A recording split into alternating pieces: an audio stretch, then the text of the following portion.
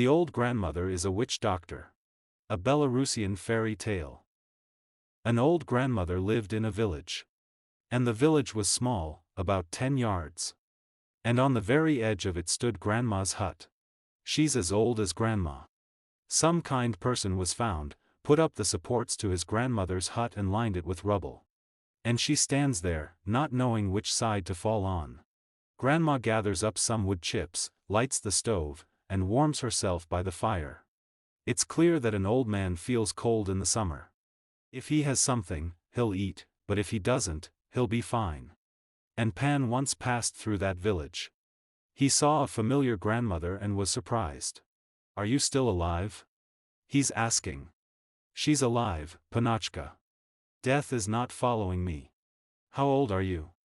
"I don't know how old I am." "And how are you doing?" "What's my life like?" "It's better to rot than to live like this. I can't work, and my children and grandchildren have all died long ago.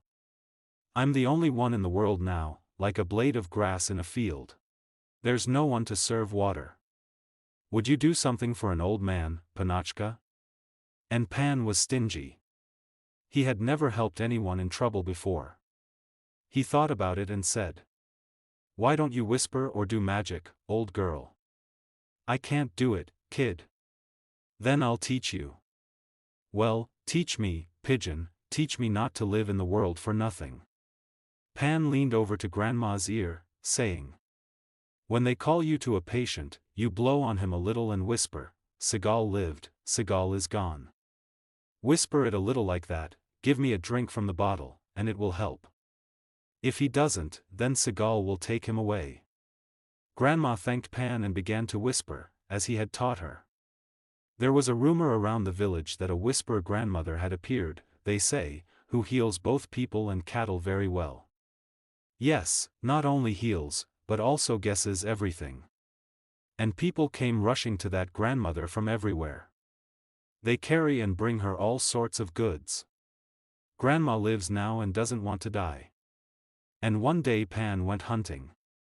It was a cold day.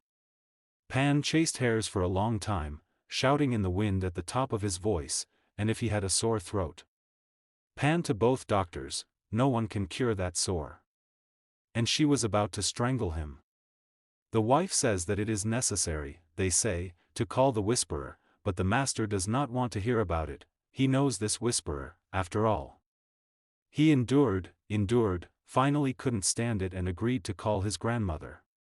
Grandma was brought in, and Pan was already barely breathing.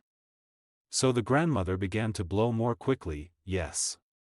"Whisper, Segal lived, Segal is gone." Pan hears that Grandma is whispering what he jokingly taught her, and his laughter overcomes him. But Grandma doesn't pay attention to anything she whispers, "Segal lived, Segal is gone." Pan listened, and then he started laughing, and then the sore in his throat burst. Pan came to his senses and began thanking his grandmother for saving him from death. "Is that how you treat it, like I taught you?" Pan asks.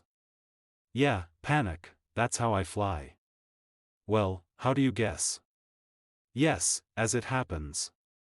"So guess what I'm thinking right now."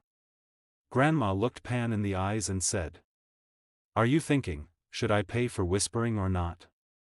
Pan laughed. "And damn you, Grandma, it was empty. How did you guess that?" "Yes, sir, everyone can guess who knows you."